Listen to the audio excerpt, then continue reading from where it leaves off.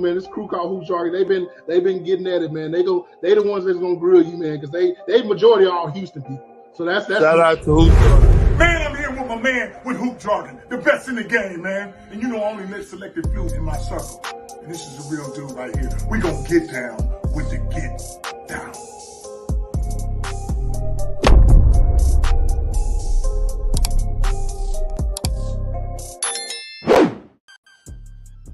Shout out to Hoop Jargon, man. Shout out to everybody tuning in, man. This is Straight No Chase of Cowboys podcast. I'm gonna bring up my co-host, D Brown. What up, man? Hey now. What it do? What's good? What's up, gentlemen? 3-1. 3-1. 3-1. I say what's up. You say 3-1. That is what's up. 3-1, man. I mean, so we get to the quarter pole, and we know we keep it real on the Straight No Chaser podcast. Absolutely. Not one of us sitting here had the Cowboys at 3-1 at the quarter pole. Not one. Mm-hmm. The Cooper Rush experiment project, whatever you want to call it, has worked surprisingly well. He you know, I know we're gonna get into some details here in a minute. I know he tried really hard to revert to some Cooper Rushness with a couple of fortunate, Cooper Rushness, a couple of fortunate calls that with the Cowboys made it would have negated a couple of turnovers, but 3-1, man, 3-1, and wow, 3-1, and look, and the affiliate noise is even worse. I mean, we expected that. We knew that. Hell, if they were 2-2, the affiliate noise would be loud. That's just how they roll. What other affiliates you ask? Right here. Never gets old. Never. No, absolutely not. It's so accurate. But yeah, man. Come on, man. We beat the world beater Commanders in the consequence. So let's attack the obvious thing in the room, man. How good is this damn defense we got right here, man? Go ahead, Rich. I got some heat. Yeah. Okay, I'll dive in, man. So I think this defense is gonna get a stiffer test today. I know we're gonna get into that when we get to that matchup against the Rams today. But to answer your question, Cliff, I think this defense is, and we kind of touched on this in the weeks leading up to this game. We thought this was going to be a strength of this team coming in. Mm-hmm. It has lived up to that. It has actually exceeded a little bit of my expectation. Absolutely. You know, and here we are, and I know it's week 4, so you know we don't like to get overly enthused, and you know I'm quick to tap brakes on a lot of stuff. But I'm finding myself, man, really enjoying watching the Cowboys defense take the field week in, week out. And again, like we touched on last week, I don't know the last time I've said that, man, in 20 plus years. Mm-hmm. Just get Cowboys defense. I think this defense can get really, really good. They're getting some guys back. Jordan Lewis will eventually get back. Jaron Curse is going to get back, man. And before we move out to defense, there's 2 guys. I'm glad you started that clip. There's 2 guys I wanted to particularly shout out. Actually, a group of guys.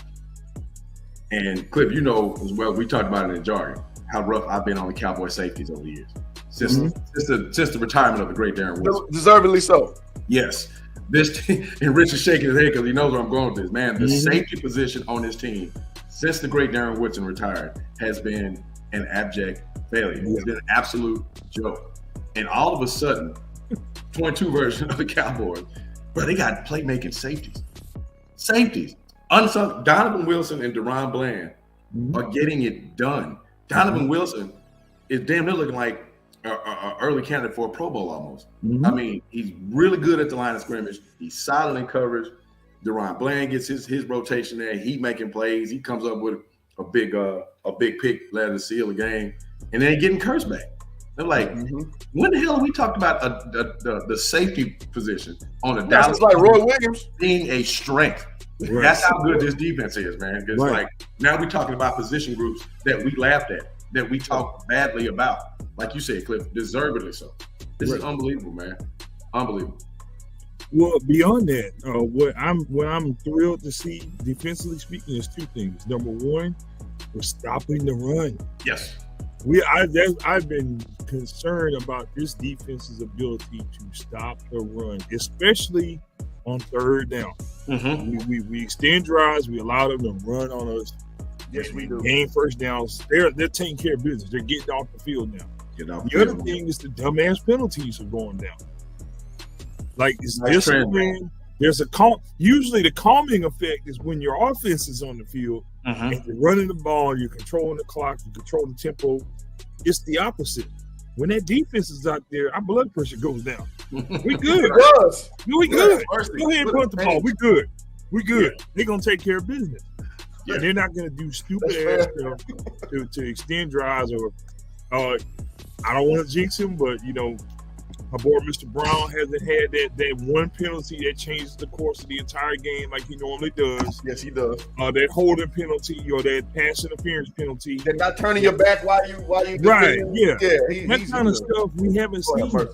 Yeah, that's a great point. That's the part that excites me about this defense. And of course, number 11 is who he is.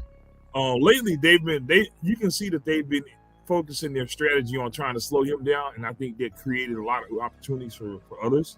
He's getting the combo blocks now. He's getting extra tension. He's getting the chips. Yeah, he's getting chips. Yeah, the focus on him. That's fine. Whatever it takes as a unit for us to win, so be it. And I think Mike is fine with that. He gonna find his way. He gonna find his way back to the quarterback anyway. This ain't gonna work for long. Yeah, I think he will, and that's the beauty of our defense. Like we have the names like Micah, like Trayvon, but it's actually the other guys that's doing the damn work. Right. Absolutely, brother. Armstrong doing this thing, and that's a testament to Dan Quinn to me, man. Dan Quinn has, oh my God, man. It's like you said, it feels foreign to say that the most reliable thing about our team is our defense. Because we ain't, again, like to your point, we have not been able to say that. Again, Roy Williams days, maybe, maybe. And look, and he got exposed once the great Darren Woodson retired. Agreed. Yeah. And so I'm not mad at Michael saying Doomsday's back because again, that's a hard act to follow. But in the same breath, that's a strength we ain't had in since been pimping, right? Right. So I'm not that mad at him saying that. Because, and like you said, you walk us back a year and a half ago. Do you think our offense would be something we'd be concerned about? Exactly. On any level. The run game, no. The receivers, no. O-line, no. Well, O-line, kind of. Conventional thinking was, okay, Travis Frederick healthy, and, you got Zach Martin, and, Terrence, we get out of a little bit. We get out of left tackle, but we kind of understood that it was a solid line. And now we kind of reverse course where we got to just hope that CD comes to play, that he's inspired. We got to hope that, Beav is going to call up, things that's going to be conducive to what we have on the roster. We got to hope that Michael Gallup is going to be healthy and, Rush Mania. Is it Rush Mania yet? No? Not yet, man. But you know what? It's inching closer, man. I jumped on a thread. I just made a comment.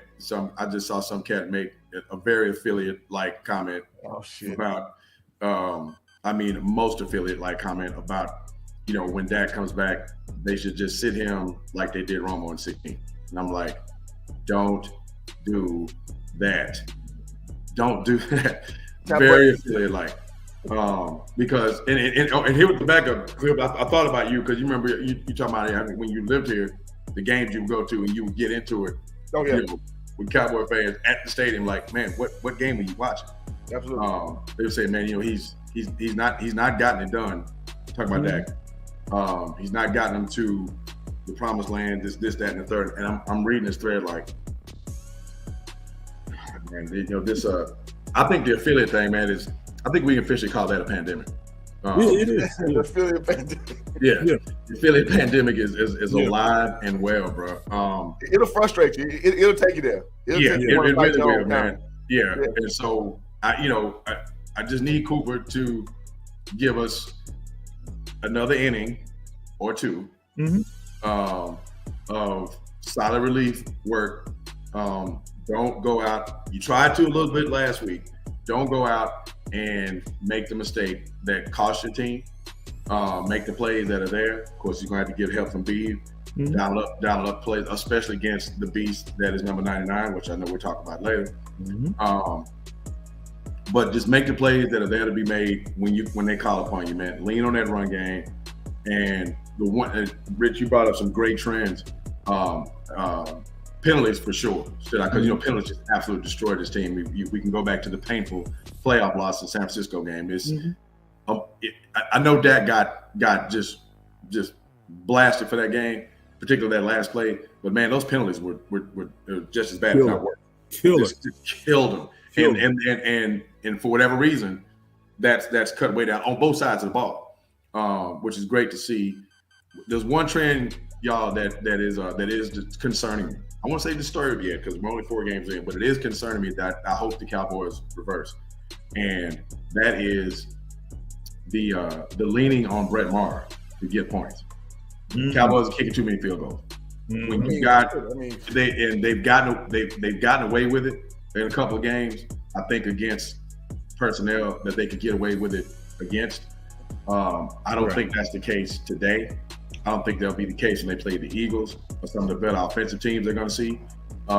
When this team, as limited as they are, in the playmaking ability of the quarterback, when they get it in the red zone, man, when they get an opportunity to score touchdowns, that helps that defense do what they do even more, right? Instead of bailing them out. Now, you go down, because they've been moving the ball between the 20s pretty well. They've just not been punching it in. Cowboys got to find a way to reverse that trend and start kicking these, especially early, these early field goals. I thought I was going to bite them in the road game against the Giants. I don't think they can go into the game against the Rams today. Not against the Rams.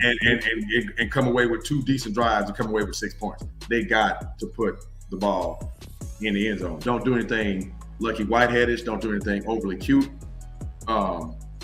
But be creative enough to find a way to get the ball in the end zone to get points, so that defense can really go do what they do. So you said we shouldn't put Turpin in the receiver lineup? Another affiliate-like statement. I tell you, man. One of our listeners suggested that we need to implement Turpin more in the offense. Right. No. Yes. What's a Wildcat? Put him in a Wildcat. Right. Put Turpin in a Wildcat. Right. Or just the back shoulder fade to the 5 foot. Back shoulder fade to Turpin. Hey. Back shoulder fade to Turpin. 5'6" Bad rookie level offense. Got the ball and hit circle. Don't even look. Our formation with power run to Turpin. Yeah. But man, some QB draws, some things that that maybe the Rams are not really looking for or whatever, man. I mean, something creative and more like especially inside when you get to the 5-10 yard line, a little bit more dictatorial, man. Up front. Man, turn. I mean, brother, Ezekiel Elliott is still really good running grimy runs, and he is always been kind of Emmett-like when he gets around that goal line. Man, that dude can find that goal line. I mean, just be forceful, man. But the bottom line is, man, they got to score points because that's a trend. If it continues, is going to end up biting them, and that's something they got to get. And reminded when they signed Brett Maher. I know I audibly groaned like, oh, shit. But he's been nails. Unfortunately for them, I mean Brett Maher's been absolute nails. But again, like Cooper Rush, I don't want to depend on that. Nope. I don't want to be better we had last year. I'm sorry. Don't want to depend on that because that could go left at any moment. Leg, boy. Yeah, it could go left at any moment. Himself. And again, I think from that complimentary football mantra, if this team can go out and get those drives going, finish those drives with touchdowns, then and then kind of dictate that the Rams have to play catch up. Then let that defense do what it does and get after that quarterback and wreak havoc. So, right. I mean, the red zone. Let me just comment real quick, Rick, and I'll let you rock. All right, so Cooper's a good game manager who has surpassed my expectations. Yep. He has the playbook down and checks well. Is he the second coming? No, but he has shown you can win without a money quarterback. Hey, great comment, sir. That was an excellent comment, James. Low clap. Yeah. Lord, I'm thirsty. We'll tip cap to that. That was solid. We got the guest pastor in this week. You got the guest pastor. Thank you, Pastor Danridge. I like Thank you. Nice. Thank Yeah, you. that was actually a word that you blessed us Right. with. He's a good game manager. That's it right there. And this is what we've been talking about. Is it time to change the culture to where we stop worshiping our quarterback and our star receivers and our running back that does the little gestures to spread the affiliates? Or do we just go back to a culture where we're based on defense? And we have an offense that can score points and manage the clock and get the job done, but our core of our organization is our defense. Yeah. Back in the good old days, for those of us who've been Cowboys fans, we were a defensive team. Greatest Roger Staubach was, we were a defense. We were Doomsday, a brother. team. Doomsday defense. We were a defense. Big Ed, Randy White. We used to punch you in the mouth. Harvey Martin, God rest his soul. Yeah. I love that coach. I don't care about us scoring 40 points. I don't care about the highlight reel catches and the touchdowns and all that bullshit. Right. I care about W&L. Yep. That's it. Yep. And we have the core, I think, on the defensive side of the ball to build around. Put some more pieces on that defense. You got to get defense good. Make it better. Yeah. Agreed. No doubt. Let's take this no-name defense. I don't give a damn. Let's call it the Legion of Whom. Who cares? Let's win. I love it. Let's win. Yeah. Let's win. Win the game, man. Win the game. I don't think we got to do for the pro shop at quarterback. Right. And like we touched on, man, we've seen this isn't an abstract, philosophy. This isn't an abstract theory. We've seen that formula work with other franchises and other teams to Super Bowl success, not good regular season success, because Cowboys have had that, right? What's bitten them in the ass when they've had 13-3 seasons, when they've had 12-4 seasons, really good regular seasons, was the fact that they could not get off the field on defense, right? And they couldn't affect the other team's quarterback. Most specifically, Aaron Rodgers, because he burned them twice for that very reason. The fact that he could not put any pressure on Aaron Rodgers burned him in the ass on two, and pretty much torpedoed two really good seasons over the past 5, 6, 7 years. So that's what's encouraging about this. Like, man, and that's where I think real fans should appreciate what's happening now. It's like you're banking wins that you didn't necessarily count on, right?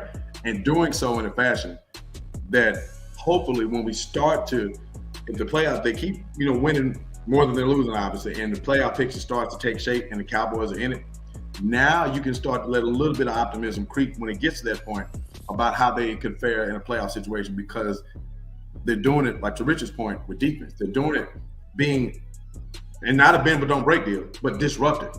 Right. They're dictating what's going on out there. They're sticking their hand in the ground and going getting after the quarterback and stopping the runs, things that we have not seen for forever.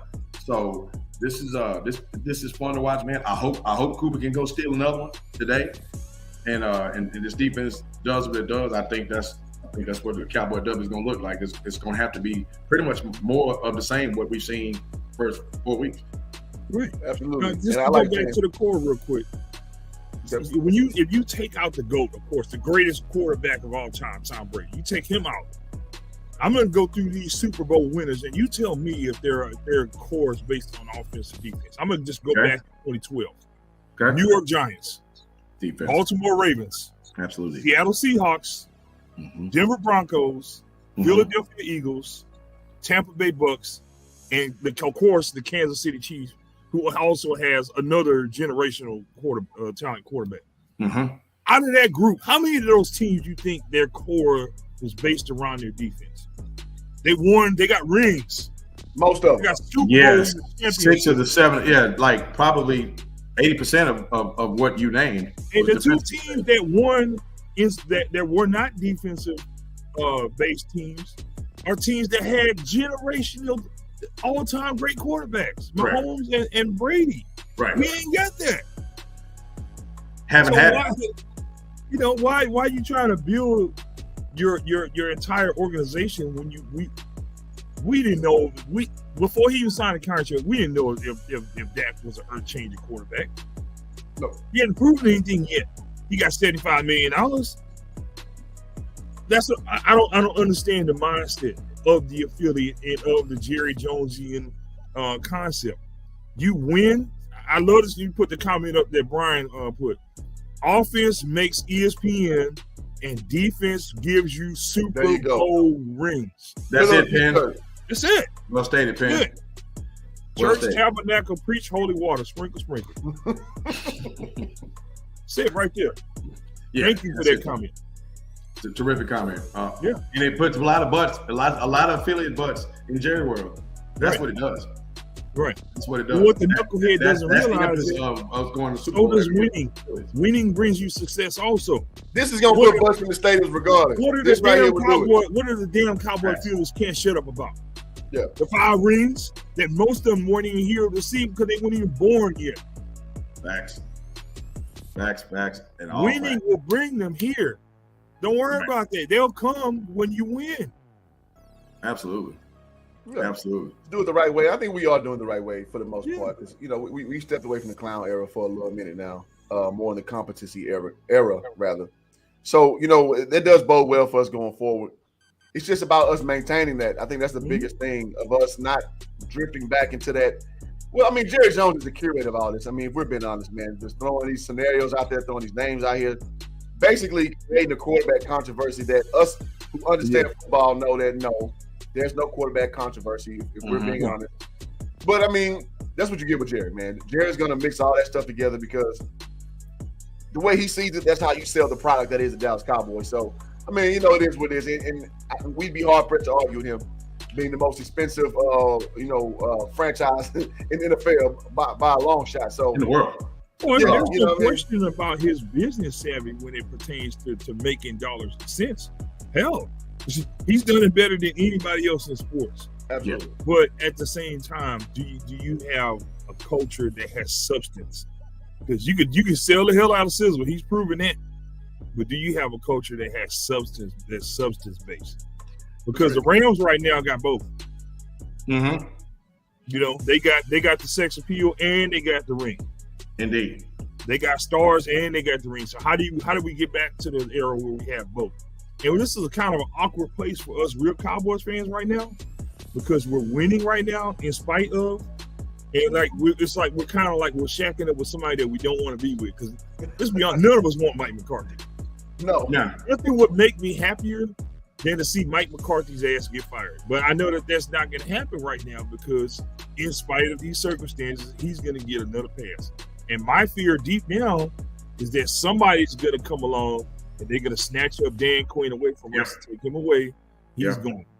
If we hold on to McCarthy too long, Sean Payton returns to the league to somebody else. He's gone. Then what do we do? Oof. Right. So we really low key, we either need to win a Super Bowl this year or we need to find a way to fire Mike McCarthy. Yeah. I'm sorry. I hope that either they go 14-0 the rest of the way and win the damn championship and shut us up, or they go 0-14 and Mike McCarthy gets fired and we blow the thing up and start over. To be real. We gotta sprinkle some narcotics in his car or get some prostitutes to we gotta sell it his bank. We might get some Lawrence Taylor tips. Back in the day, there was a story, and he talked about this on our podcast. He used to hire prostitutes for his opposing team's opponents to wear them out before the game. He really did. He was spending like $10,000 a month on prostitutes during the season, and he was sending girls to the opposing team. That's Machiavellian right there, man. That's true. Yeah. I have not heard that. Wow. Yeah. Y'all I only repeated that because he said it, but yeah. That is true. Before I get to James brings up another good statement. Before I get he's to cooking today. Yeah, James's statement. I want to touch on something y'all brought up real quick about the culture piece. Now, for as much as we shout out to Minnie. What's up, Minnie? The culture piece real quick. As much as we get on Jared Wayne for his love for exposure, because to Cliff's point, anytime there's a conversation, no matter what it is, if there's a Cowboys conversation, Jerry Jones loves it, right? Mm-hmm. And he's going to perpetuate that. But going back to the culture thing, one thing I will say this: I've said and maintained for years, and I think it's manifested itself on the field a little bit, and it's on his watch, so I'll give him an ounce of credit. I think things changed dramatically when he basically relinquished the draft room, if you will, to Will McClay and Steven. I think Steven has gone a little too hard in the paint with the frugality deal in terms of not going after free agents at all. Right. I think he's kind of gone. He's gone too far right in that deal. But I'd be remiss if I didn't mention the great Will McClay because I'm looking at, to Cliff's point, about doing things the right way. Because you look at it, a lot of what these quote unquote unsung guys are getting done. Most of those guys are Cowboys draft picks. And these, unlike a Washington Redskins team that sucked every year, where they got 4 first rounders on the line, these are mid to late round guys. 4th through 7th round picks that are out there and getting it done. So on both sides of the ball, you look at a Noah Brown, you look at a Dorrance Armstrong, you look at a Donovan Wilson. I mean, these are all guys that I just named that are making plays for the Cowboys, and not one of them was drafted before the 4th round. And of course, the quarterback is the 4th round supplemental pick, all on his watch. So he's at least stepped back enough for this guy to give him like, hey man, we're not gonna go out and spend free agency, but he has done a marvelous job of making a sandwich out of leftover. You know what I mean? He's done that remarkably well. So I think to Cliff's point, if he can kind of stay out of the way, I think this thing is starting to ramp up. I don't want to see Mike McCarthy get the credit, but if it ends up and then he wins the Super Bowl, then okay, I'll take that pain. Now it'll be another Barry Switzer scenario. We know damn well Barry wasn't a good coach, but he won his straight up. He got a ring, but his ass is out of there. 2 years later? Like we know that would be the case with McCarthy. Let's jump on James's comment real quick about the trap. Real quick before you do that, and I think lack of free agency, we may be a little snake bitten because of 2 years ago we brought in what's my guy name Everson Griffin, and we brought in Cole and the other defensive guy, and they just were kind of trying to buck the system, and that's how. Well, those are Jonesian moves, and this is what Darren's talking about. If you're gonna let Will McClay have the reins, damn it, let him have the reins. There you go. That's what he's doing right now. But to compose your entire organization, you have the draft, you have free agency, and you have the trade market, and then you also have player retention. So you have a 4-headed strategy as a general manager. Let me draft the best players, let me find the best free agents, let me keep my best talent, and then we make trades when appropriate.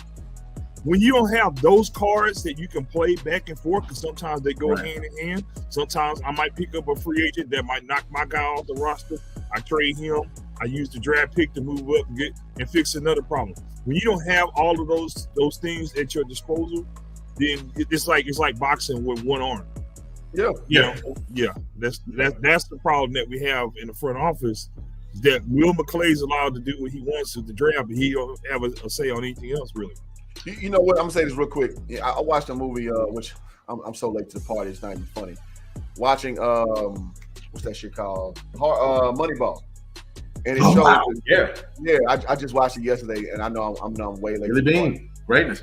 Oh my God, it's such a great movie. But that kind of crystallizes our point about the pecking order of a front office of how you can impact the roster and the implementation, and then there's pushback, because Art was pushing back about not playing the players that the GM wanted, and I've always said this, but I've never seen it just so much in my face. And just to divert a little bit, we get back to the topic. I was saying that's what Daryl Morey was doing to the Rockets, and Kevin McHale exposed that. Kevin McHale was like, "I'm not coaching these guys that way. I'm not. That's not basketball." So. What you guys are speaking about right now is kind of apropos of what's going on with our Cowboys, that power balance, because, I mean, all we see is the product on Sunday, but the inner workings, man, it's a lot of checking and balances that goes in between all those things, and it does lead to the product we see, and it's up to astute people to kind of sift through and figure out why it is the way it is, because that definitely affects the roster and implementation. Like you said, we draft well, the implementation not so much. Right. I love it, man. That's some heat right there, Cliff. Appreciate it. So go ahead and address James' comment, then we'll keep going down the comments. So this game's bothering me trap game-wise. The Rams aren't the Super Bowl champ Rams. this year. They are basically Cooper Kupp and the division leading Eagles are on Agreed. the line. That's a great point, James. It bothers me. I like your trap game point. It bothers me because that's a team that still that needs to find itself. Mm-hmm. You know what I'm saying? And and when teams typically after that, a lot of times they'll have a hangover, if you will. You have player movement and attrition, whatever else. But that's a team that's still good enough where if they find themselves in 1 week, they can go on a run. If you remember, that was the Rams last year. Yeah. The Rams really looked, when they brought Stafford over, they were really kind of up and down. And then I want to say they got right to the midpoint and they were kind of in the middle of the pack. And then they had the one game, Stafford goes off. They find the rhythm. Beckham gets it going. They find a balance with some run game, and now Stafford gets hot. Aaron Donald is Aaron Donald, and and leading that defense, and they start doing their thing. And of course, they wrote it. They look like what eventually happened. They looked like they were primed and poised to win the Super Bowl, which they eventually won. I don't want, to your point, James, I don't want Dallas to be the healing game for the Rams. Exactly. You know what I'm saying? So I that's why I love your point about the trap game. That's the team. I don't want this to be the week where the Rams get right here and use Dallas as medicine to do that. As we talked about last year a lot. We talked about last year being a springboard game with us because teams took off after they beat us, and we need to cut that shit out. Yeah. Right. So how do you negate that? Well, one of the things you're gonna have to deal with. We cannot close this show out without talking about the legendary first ballot Hall of Fame. Zero ballot. Zero ballot. Zero ballot. Like he needs it right now. About number 99. They got that gold fabric right now. They sewing the patch on. They just need to know what size. Yeah. They already have his jacket. The tail's already been there. We got to talk about Aaron Donald, man. I brought it up on my Facebook post. Because you can't play the Rams, and with like in any other sport, styles make fights. It's all about matchups, whatever. This is a matchup that bothers me, right? Because Aaron Donald, like what we have in the blossoming superstar of Michael Parsons, Aaron Donald is one of those game-wrecking talents on defense. He by himself can destroy everything you planned on doing by himself. And when you have a Cowboys line that is not a proven entity. There's huge question marks, particularly from the middle of that line over to the left side. So you can best believe we probably gonna see number 99 match up to the middle of that line and over to the left side to try to exploit what matchups he can. And in matter of fact, he's good enough to whip the best lineman they got in Zach Martin. I mean, Aaron Donald is Aaron Donald. Generational talent. So he's other than when he's playing the Cowboys, he's one of the few defensive players I can say, over the years that I have thoroughly enjoyed watching him take the field just to see what he's going to do next. I mean, on some Reggie White, Lawrence Taylor, J.J. Watt, Von Miller type shit. I mean, he is that disruptive, and this concerns me. So it's going to be real interesting to see what the Beeb comes up with to try to counterbalance what he can do. And even then, it may not be good enough, but can they stay out of negative play? Dealing with him, holding pills. You get behind the chains because you're having to deal with him with the holding calls or whatever else, or freeing somebody else up. So I think James brings up a great point. I don't want this to be the get right game for the Rams against Dallas. This is something that I think the element of surprise is going to be huge today, because we know for certain that the Rams can stop the run. We know that they could bring the pressure, especially against an offensive line like ours that's inexperienced and a quarterback that hasn't seen this type of pressure yet. So to me, this is the hell with it. Let's take some shots game. This is where we need to have Cooper Rush tap into the spirit of Jason Garrett and have a Thanksgiving type game. As crazy as it sounds, we need him to win the game today, because offensively speaking, the Rams are not stout. And I like the point that I think it was Brian that made it. You know, they're not the Rams of last year. They don't have that. Other than it's Matthew Stafford to Cooper Rush. We know what their offense is. Cooper Kupp. Allen Robinson, should be arrested for grand theft for stealing that money from the Rams. Oh man, And please. they're not very happy with him. I have it from a good source that our dear friend of the Rams, Odell Beckham, has been in town over the past couple of weeks to continue to do his rehab, and he's been talking to the team behind the scenes about coming back. So that automatically, when he comes back and signs back and gets back out there, he's projected to take the field like early November. Somebody's got to go. WR2 right there. So, right. So they're gonna definitely bring the band back together because they know, offensively speaking, this ain't it. I think the Bobby Wagner thing is not quite gone the way that they thought it was. So they may make a move to get Odell back and bring another type of pass rusher in free agency. Because Bobby Wagner's great. Don't get me wrong. That's another guy that's going to be wearing a gold jacket someday. No doubt. He's not Von Miller as a pass rusher. Right. And you already got a guy in Aaron Donald that occupies both their gaps. So you don't need another guy to crash down and fill gaps, and that's what Bobby Wagner does. You need a guy to come off the edge and create problems. And now there's total chaos in that offensive line. So I expect for them to make some type of moves here in the trade market, probably in the middle of the year. You'll see that probably late October, early November. You'll see Odell come back. You'll see some type of trade happen. I'd be surprised to see Allen Robinson there on Thanksgiving Day. He's probably going to be the one out. And but that being said, it kind of speaks to how they're willing to adapt their organization to fit what the needs are. That's what we're missing, and I think we need to give Will McClay the keys to do that kind of stuff. Yes, because offensively speaking, we're okay, but we can still do better. We can do better. No but doubt. they're gonna have to take some shots today. They're gonna have to just let the nuts hang, and I say air it out. See if you can find a way to have CeeDee Lamb, bro. This is a chance. It's time. This is so you guys are not trying to hear the man. You're gonna be lined up with Jalen Ramsey today. He gonna follow you wherever you go. It's are you gonna win or not, bro? Because he's gonna be big today. And check this, everybody's kind of making mincemeat, so to speak, over Jalen Ramsey. Like, do we go at Ramsey? Because right now, it's little chinks in the armor.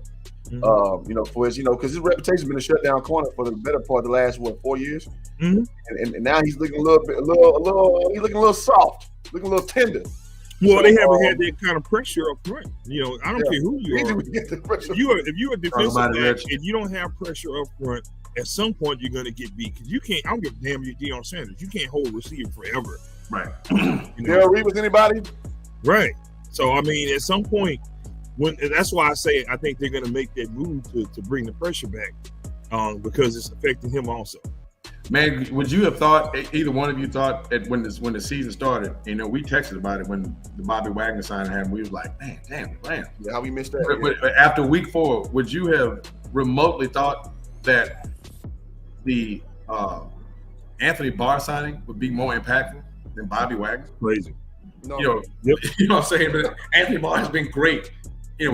Got to see legs after week 1, but from weeks 2, 3, and 4, he's all over the field. It's like, wow. Even Vanderbilt was playing all right, man. Like we gotta. It ain't too many chinks in our armor. And Cox is my guy is coming back. He just got back. Jabril Cox just got back. Yeah, he got me again. So it'd be a great time for him to have a breakout game. I think and first of all, let me shout out my high school classmate Byron Pendleton for shouting us out again, man. Talking about the quality of the show. Oh yeah. Man, that's love. We really appreciate that, man.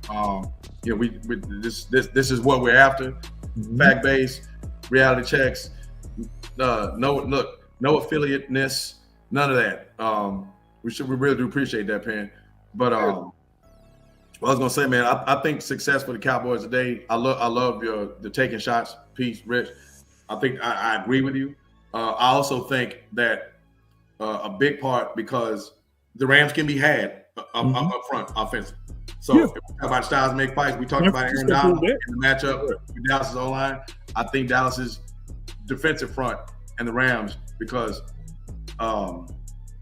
Matthew Stafford is serving the ball up, he's throwing a lot of picks, and he's been sacked a lot. I think he might be the most in the league. You know, so I think Matt Ryan is. They are missing Andre Whitworth without question. Yes. So this is I think success for Dallas. In addition to what Rich said is you got to take some shots downfield. CeeDee Lamb has to win. Noah Brown needs to eat. Gallup, now that he's back, needs to hit some plays.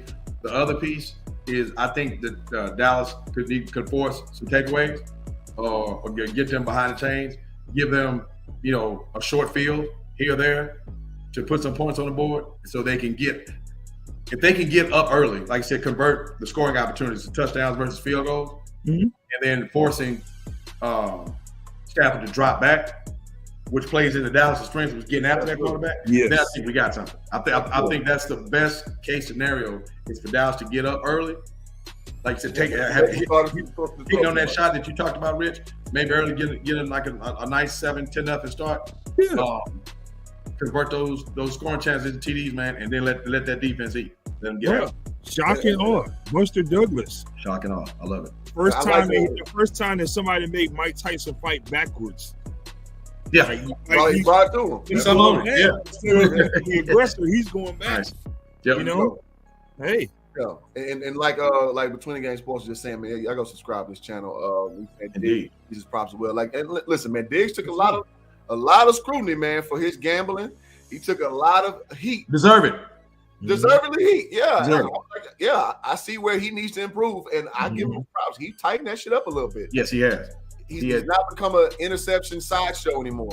I mean, I know we all say how he completes routes for receivers. I think that's been a drum beaten to the canvas fall out the drum. We know that. But now he's being more tactical, and he's doing more pass breakups, which I think is more tantamount to you being more disciplined because you just not getting interceptions like that. So Diggs needs this. Because I saw a stat about that. He's been shutting people down. Yeah. Quiet as kept, because there was a big, mark on him. I'm sorry, the big lecture on him was that he's giving up all these yards, but yet he's getting these interceptions, and that's not happening this year. So I'm for Diggs getting his props in that regard. Yeah. Absolutely. Definitely. And I love the comment that James made. Also, the tight ends definitely need to be a factor in this. They have not been, but they need to be. Especially you got Dalton Schultz and Hendershot.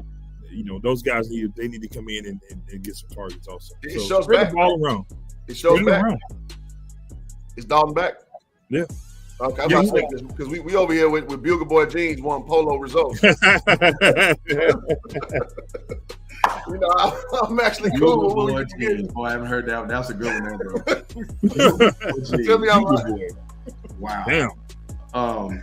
That's a great point, though, James. And as a matter of fact, with the pass rush that you're going to get from the Rams front, I like to see that screen game work a little bit with Pollard today. That rush get upfield. A little bit. Not Jason Witten, but a little bit.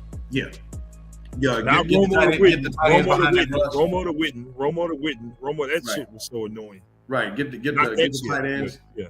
Maybe a tight end screen. Yeah. Get some guys out in space. I would love to see Pollard eat. Now, you mentioned CD and Pollard. Both of those guys, had a little bit of gimp in practice this week. Both were slated to go though. CD with a groin, and I forget what Pollard's issue was, but they're both going to go today. But they got to man up and help this team, get a win today. And because if they're going to get a win, those two are going to have to factor in it. If they're non-factors, then it'll get ugly, and they'll come out of there with an L. So. Love to see that screen game work today. Like the long handoff, if you will, because I don't know that they'll be able to successfully turn around and just pound it and go straight at them. I think the Rams are too good up front. Number 99 is too good up front. I think, utilize those edges. Well, hold on one second. I think we may have, Penn was saying the audio was out, but it's back. Okay. All right. Okay. That just utilize those edges, get Pollard out. In space, and let him do what he does. Even get Zeke out on a couple stretch plays or what have you. because I don't think the formula of just going right at 99 is a recipe for never disaster. a good idea. Yeah. So I love to take shots. So man, boy, if they come out and hit like a deep sideline or a deep post route right off the bat, I'm like, then we know somebody was listening to Straight No Chase. And then we know they got some time and said, man, look, this is what they was talking about on the Straight No Chase podcast. Let's do that. Good stuff. Yep. James said, any player we have now will be faster than Witten. not fall down on contact. Yeah. Right. Yeah. Exactly. All facts. So don't miss that guy. Going straight down. I mean, hey, that little slow bastard could get open though, man. So I'll take that element of his game. No doubt. Find a way to get open. And if it weren't for that, and he could block. He could block. And that Saints game though, when he fumbled that thing in the open field. No. That was painful. Man. That was painful, man. Yeah. That was painful. So, okay, we talked about insights about our defense. Now let's talk a little bit about the O, man. We talked a little bit about Cooper Rush. We wanted to manage. We want to do his thing. What do we expect out of our run game, man? And what do we expect out of our receiver core against this Rams defense? Well, I think you got to run smart. I think that's the word today. Yep. As Darren mentioned, you definitely don't want to, try to run in 99. I don't want to get cute either and try any of the fancy, all of the wonderful shit that he has in his laboratory. This is not the time. Don't try that today. Use the simple formula. 4 times 3 is 12. If we can focus on trying to get to that 4 yards per carry average, we'll be good. Focus on that. Take your time, backs. Take your time. You got to trust the line. You got to let them get their rhythm. Pass blocking is like a dance. You know what I'm saying? So you got to let them get their rhythm. They're going to find a way to shore this thing up. But what we don't want to do is to try to come out and be too aggressive and just run. And then next thing you know, we fall behind. And then that's out of your playbook. So run, to me, is very simple. We definitely, on our first down, you run the ball. Second and short, you run the ball. Take it to the edges, but don't do any fancy, tricky, gimmicky shit. Right. Line up and man on man and win your matchup. Everybody win hat on hat. Win your matchup. Your matchup. The other thing is, man, that is a concerning thing because we've seen B kind of default to this, is that if it's not working early, don't drop it. Don't panic. Right. Stick with it, man, because what you want to do is you want to limit Stafford's chances to make a play against you, right? Stafford historically, especially Detroit Stafford, that was Matthew Stafford that threw for 300 plus with Megatron. And Megatron destroyed our ass. And now Odell Beckham's not out there, but he does have Cooper Kupp, who is an outstanding receiver and a playmaker. And one thing we know about Matthew Stafford, if he's got his guy out there, guess what Matthew Stafford's going to do? Absolutely. He's not going to disguise like it. 20 targets last week on a 5-7 step drop, and he's going to let that thing ride. He had like 20 targets to Cooper Rush last week, man. I got Cooper Kupp. on one of my paid leagues, some fantasy. That's a keep doing what you do. Yeah, no doubt. That's going to happen. That's absolutely going to happen. Yep. So,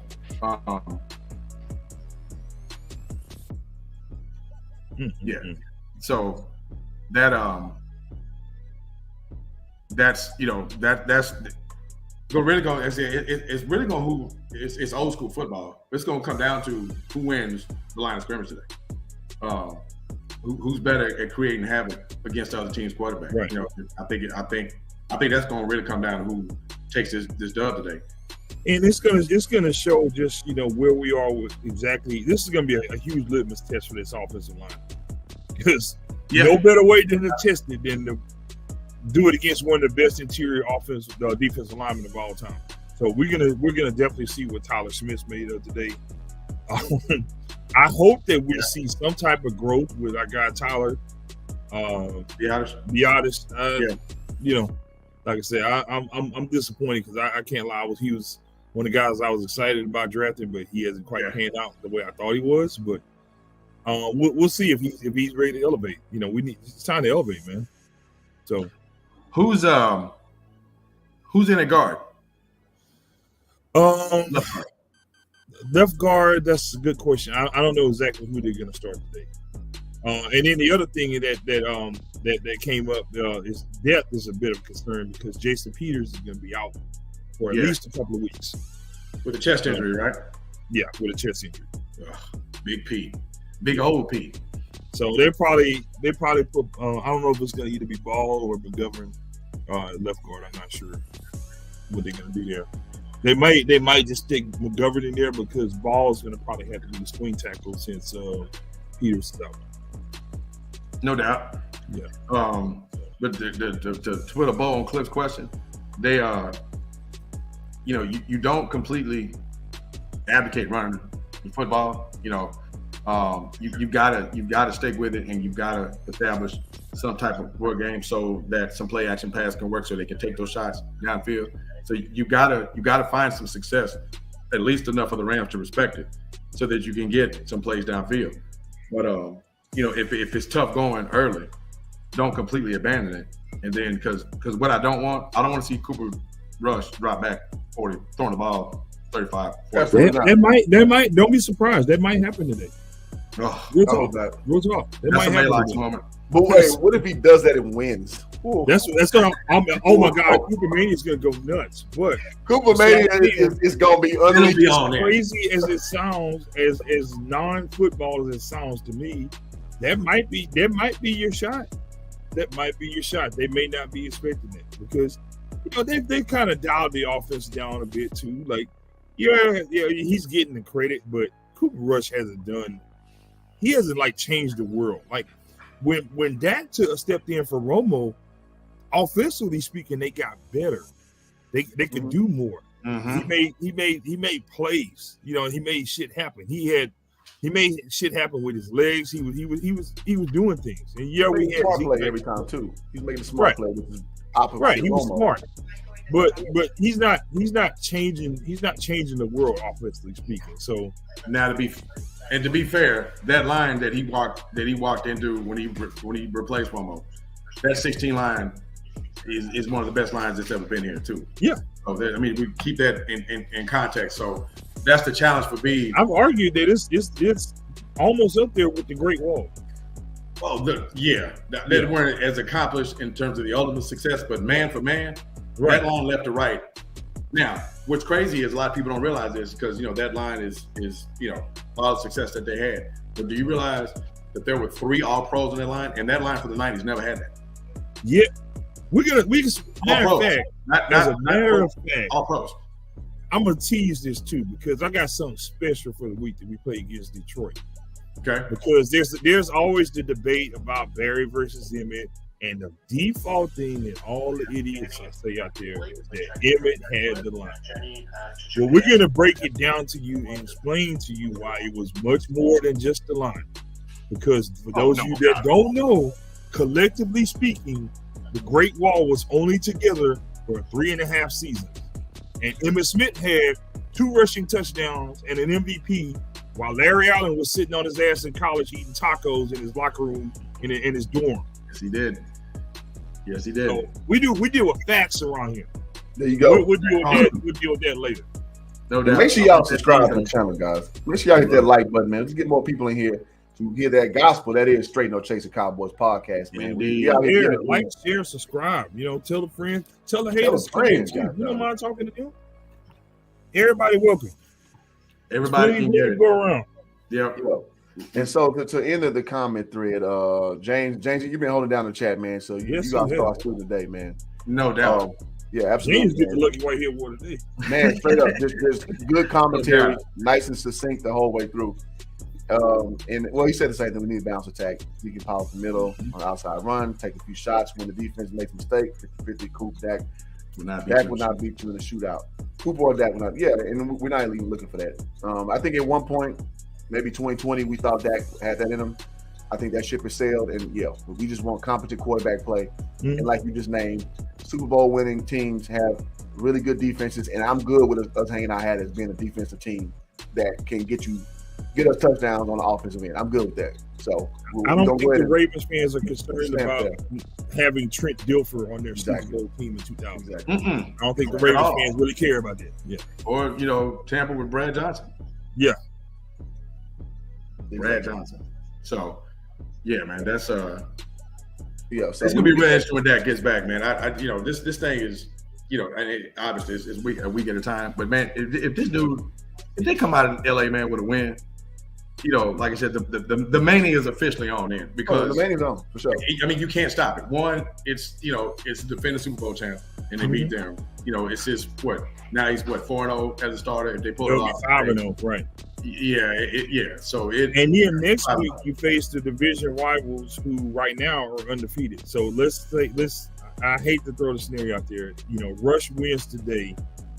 Supposedly Dak's supposed to be ready next week. So you put Dak in there and they lose against the Eagles. Oh my God. You still have Cooper in. He's our savior. And that's possible. Let's say that now. That whole scenario you just laid out is 100% possible. So be prepared. Tyree, man. I see you new to the space, man. Good to have you, bro. Tyree, welcome, sir. You got to run this one back, man. We had a classic, man. You got to run this one back, man. You come at the tail end, but appreciate seeing you, bro. Absolutely. All right, so as we land the plane on the show, because I got to get ready, I'm gonna go watch the game with some LA Cowboy affiliates. So I got to get my mind right. Nice. So let's make sure you sneak liquor in there to calm your nerves. You say that? Said make sure you sneak some liquor in there to calm your nerves. Oh yeah, I'm gonna bring a flask, man. Because LA, man, that we prices on everything out of control. So let's talk about game predictions, man. What do we have? What do we think? Boy, I've been chewing on this one. Man, as much as I'd liked for the Cooper Rush train to keep rolling, that's the fan in me. The realist in me, it seems like it's a road game. And you hate to have like must-win games this early in the season, but I think there's more urgency for the Rams to try to get right. Mm-hmm. I think matchup-wise, even though Dallas' defense is certainly done yeoman's work, I think the Rams get this one. I don't see a blowout, but I see a pretty competitive game. But I think the Rams have a little bit more than Dallas. And James, I like your score prediction. Mine is I go 28-20 Rams.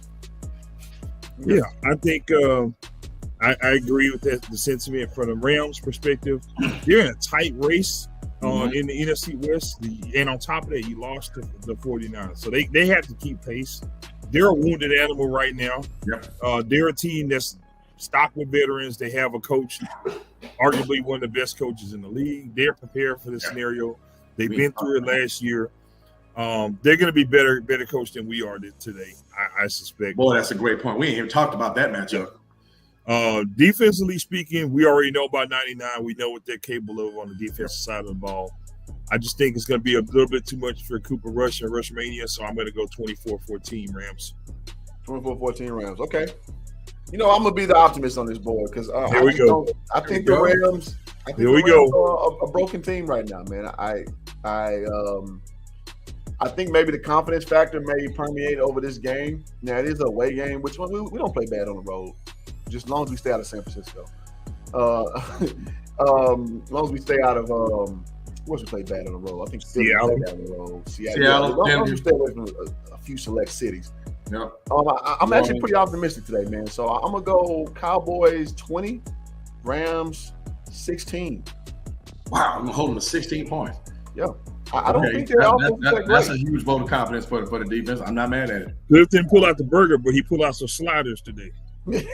Sliders, nice. I'll be damned. I'll take it. I like it. Slide a fan here. I like that. Yeah. So I'm gonna be a little obviously. Really game. Appreciate that, brother. Cowboy comes around. Appreciate it, man. I know that's love. Appreciate that. I stopped fighting people who hate Cowboy fans. I stopped fighting because when I listen to Cowboy fans, I'm like, yeah, I can see why. I just sit back and laugh. Yeah. I'm there with Kobe fans now because I'm a huge Kobe fan. Mm-hmm. Some Kobe fans talk like Kobe walked on water. I'm like, no. Right. No.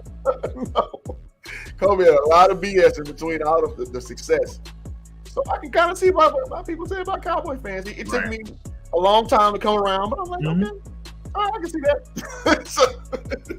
so man, great show, fellas, man. So we're just hoping that the defense does this thing. We hope Rush keeps his composure together. We hope we have a nice, succinct plan on offense from the Beeve.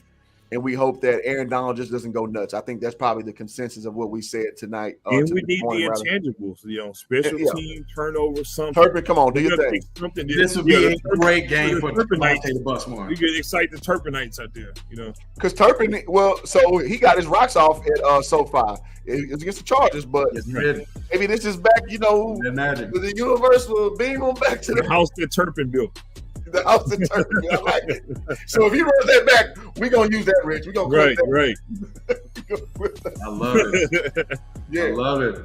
Yeah. And but before we bounce, man, go ahead. Rich, you brought up a great point, man. Y'all, there's kicking it with us today, man. Watch that coaching matchup. Where Rich brought up a great point. That coaching matchup could be huge. We could be very well just out coached out of this dub today. And man, or we could win in spite of it. That coaching matchup, we didn't quite touch on that, but man, watch that one because I agree with you. The Rams coach is their staff across the board, starting with McVay. Yeah, I'll take McVay over. I'll take McVay over McCarthy any day. That's an understatement. Yeah, and because that dude's game plans as well as some of the legendary coaches we've seen, the Sean Paytons and of that ilk. He's really something special. So watch that matchup, man. I wanted to ask my boy KJ so bad, man. KJ Black, he's on the coaching staff for the Rams. He's formerly at FAMU, formerly at Prairie View, and former quarterback for Prairie View when he won a SWAC championship in 2009. He coaches, on that staff. Nice. It took everything in me not to ask him some insight on this game because I know he wasn't gonna give it to me, so it'd be a waste of a text. But right. I wanted so bad to ask him about this, speaking of coaching. So, but nah, man, the Rams gonna be prepared. And but again, they're floundering a little bit. I mean, nobody's infallible. So, I think that those are inner workings that you guys need to be astute to, so you can know what's going on between the lines. Because that's how games are won and lost. So, absolutely.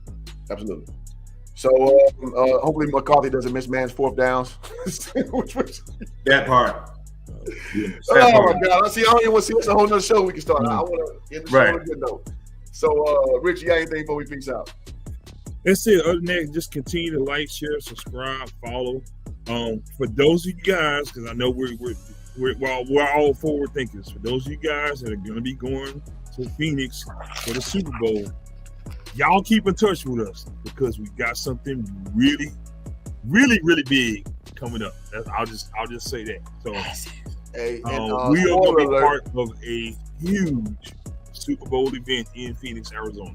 Spoiler alert, Rich. If you're gonna be in Sun City, hit us up. Let us know what your plans are. We're gonna definitely put you down. You're gonna have an experience of your lifetime. Right here with straight no chaser, Chris. Straight no chaser, baby. There you go. And spoiler alert: Rich is he is affiliated with the NFL Alumni Association, so he got plugs on top of plugs on top of plugs. So stay tuned. He ain't talking hot air. So, gentlemen, great show. Thank y'all in the chat. Thank y'all who been appreciate y'all. Appreciate the love and support, y'all. Absolutely, man. Y'all check the replay if you came in late. Y'all hit the like button on the way out. And share, subscribe. And subscribe, absolutely. So we're going to get our second channel right. It's just, man, I got some email issues with that, man. And I'm not going to lie, I don't think about it until like Saturday, Sunday. I'm like, goddamn. So if one of y'all remind me to look into it, because I ain't going to lie, my mind be everywhere. Y'all know how I am. So, man, thank y'all so much, guys. Straight no chaser. Are we ready to go out? Indeed. I'm shooting water right now. That's all right. I got tea. Straight no chaser.